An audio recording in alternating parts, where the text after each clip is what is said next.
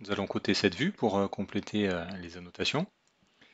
Pour cela, dans l'onglet Annoter, nous allons utiliser la commande Aligner, que l'on retrouve aussi dans la barre d'accès rapide aux outils, cote aligner.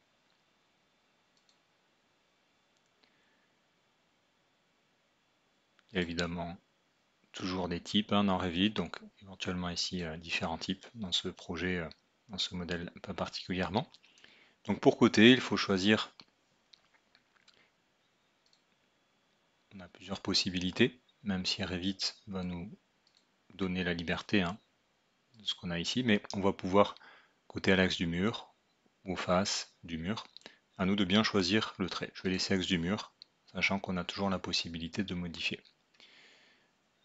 Je survole l'élément qui m'intéresse. Vous voyez la présélection de Revit, bleuté.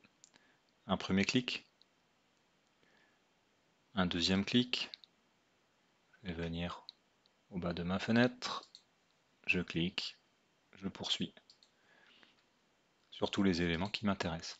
Une fois que j'ai terminé, je viens cliquer dans le vide pour positionner ma ligne de cote.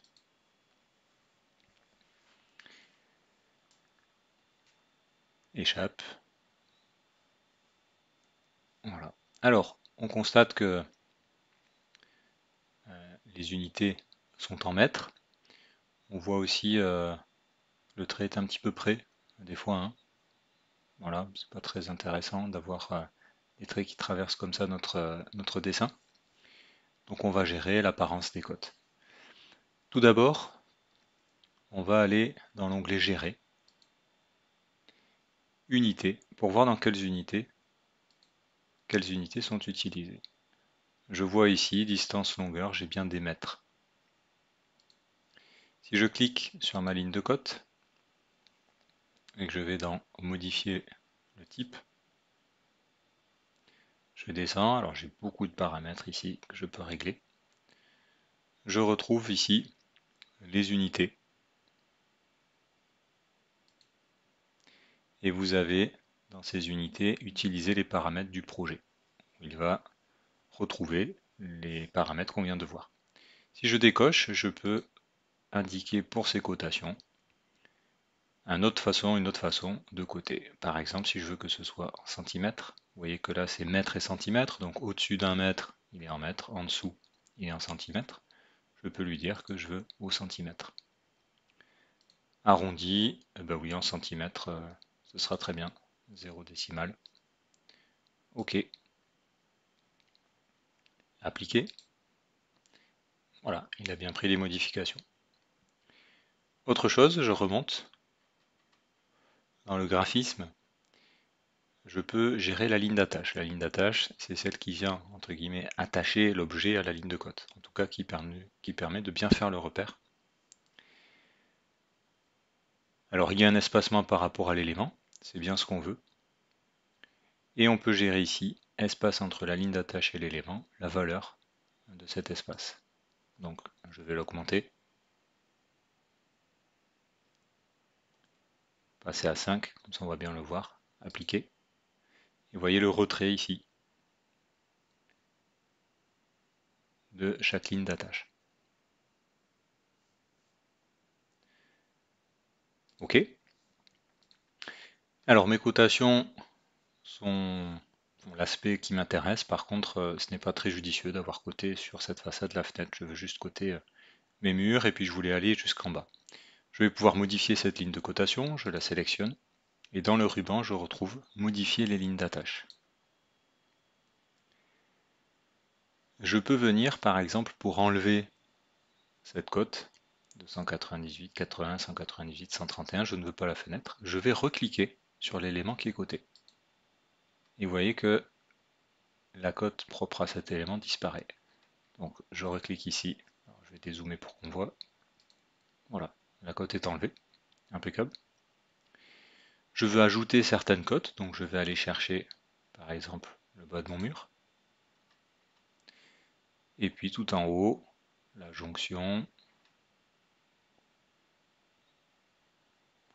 Alors avec Tab, je vais voir ce qu'il me propose d'accrocher. Voilà, j'ai un point bien précis.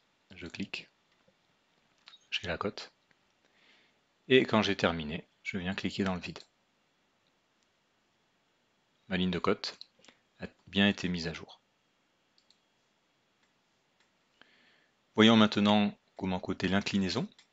Alors, nous sommes toujours dans Annoter et dans toutes les cotes, nous avons des cotes d'inclinaison.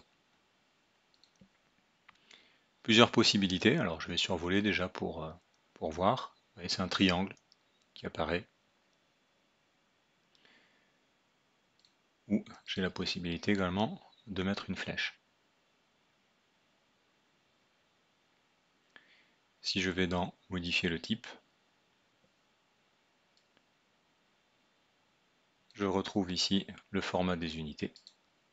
Utiliser les paramètres du projet qui sont en degrés, donc ça m'intéresse. Je pourrais éventuellement changer et donner une pente en pourcentage ou un rapport entre la hauteur et la longueur. Je vais rester en degrés, utiliser les paramètres du projet, ça me va bien. OK. OK. Alors on va faire les deux exemples. Triangle, par exemple. Je sélectionne le toit qui m'intéresse, imprime et clique, et j'ai la possibilité ensuite de positionner d'un côté ou de l'autre mon symbole. Donc je vais cliquer en haut pour terminer ici la position de ma cote.